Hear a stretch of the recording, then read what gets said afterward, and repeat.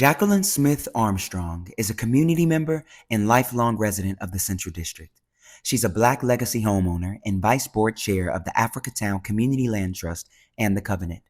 In this interview, she sheds light into her personal wellness journey, some of the practices she uses to nurture her well-being, as well as her experience during the COVID-19 pandemic and how the experience changed her world.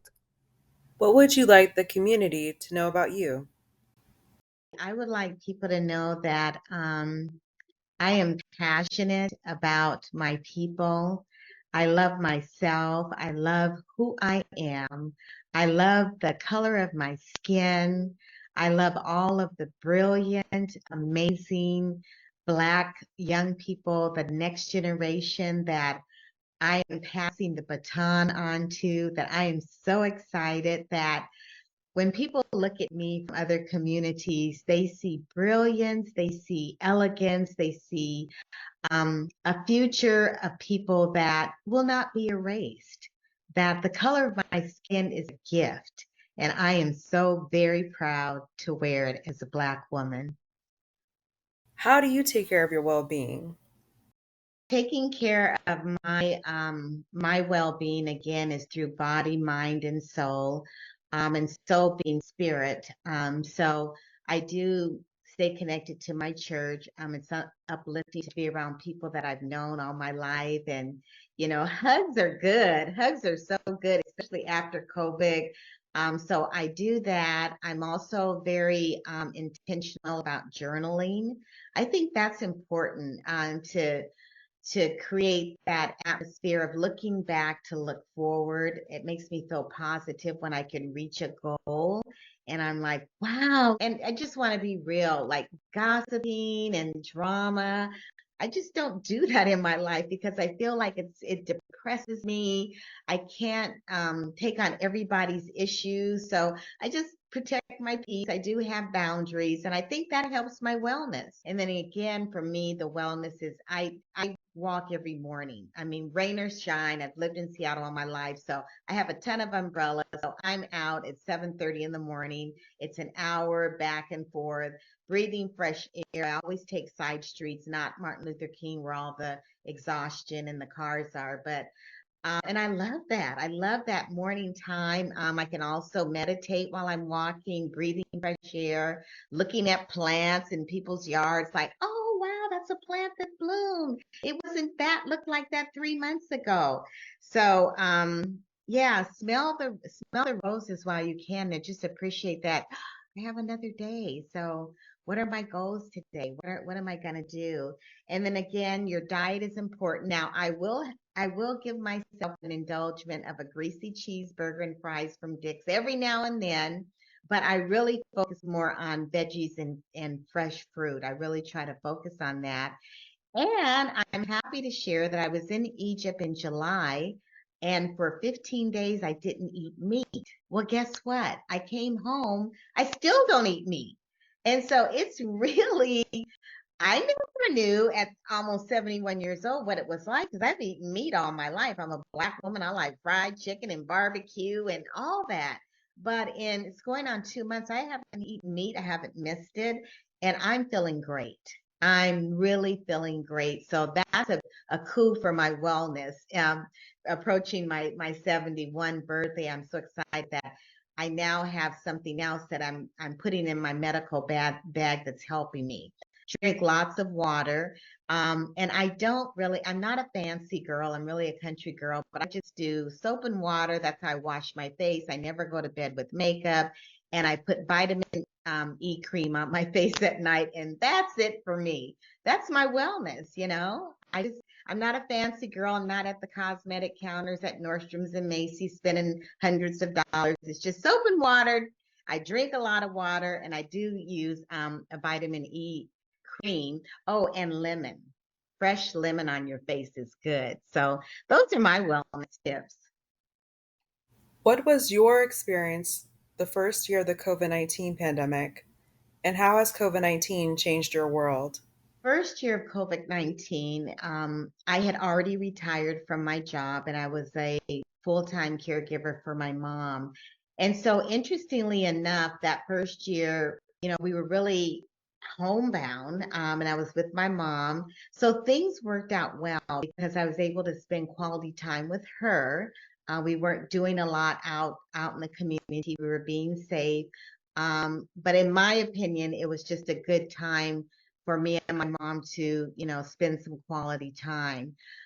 After COVID, and we were getting the shots, and we started doing Zoom on our faith-based church, and she was available to be able to see. She thought that was interesting that we could have church on a computer, and it was just really a different way of life. Of course, we missed everyone.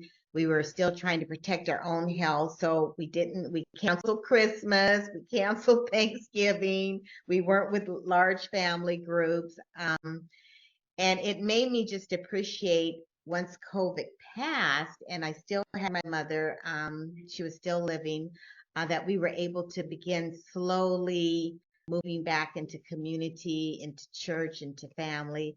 And it just made me so aware of how important relationships are. We take it for granted because, we all have friends and family. We grew up with friends and family, but when they're pushed away, just because you're trying to protect yourself and them, it made it even more something to appreciate when you can get back to it. And so, yeah, but for COVID, I just remember me and Mama spent a lot of time in her home. And it was great. I mean, we're watching the news, watching CNN constantly, but we also had a chance to look through a lot of old photo albums and books when she was young, and baby pictures. And so it just worked out that it was a time that was special, that I can just block out everything in the world. And it was just me and my mama. What would you like people to know about how COVID or other health issues have affected your community? I think what I would want people to know is to continually be aware of your health. And some people, honestly, Christian, don't take the shots. They have their own theory about shots, but just stay in tune with your health. Stay in tune with, your doctor, what they're suggesting, and advocate for yourself. Be very mindful about, how you're feeling today, or how you're not feeling if there's changes. And then again, I understand that everybody doesn't have access to health. And I again just say, reach out to community-based organizations like the Central Area Senior Center, or other people that have wellness programs. If you don't have your own benefit to go to a doctor, plug into community organizations that may have different workshops that you can go to for free. I know that NAACP, Urban League, Central Area Senior Center. There's a lot of organizations doing elderly work around elderly to get people in touch. Hey, join a line dancing group, get out there and get involved. Move around, go find some good trouble to get into, and just, be encouraged that, your life is important. Don't just fold up and not share things that are going on. What do you envision as your ideal future? What I see is a thriving Black community. I see that um, we are starting to come back in the way of businesses, that communities are gathering more now that COVID is over. This past summer, the Central District enjoyed Summer of Soul series, and that was 5 events beginning with Juneteenth, Soul on the Water, Black Wall Street, Yamoja Fest. There were a lot of events in the Black community, and in those booths, there were many people that were advocating for wellness. There were blood pressure checks, and talking about your family history, and taking surveys. And so I enjoyed, number one, just the fellowship of being out in the community during the Summer of Soul series, which was produced by Africatown Community Land Trust. Got to put a plug in.